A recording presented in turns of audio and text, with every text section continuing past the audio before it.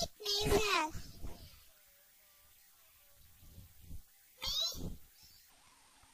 Anyádat nézem. Én nem látom. Mert anyád eltakarja. Két anyám van. Hú, nem tudtam.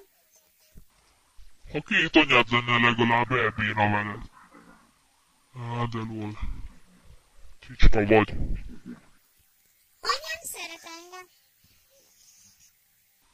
Jó neked, mert én utállak. Anyádat szeret. Én szeretem az anyukámat.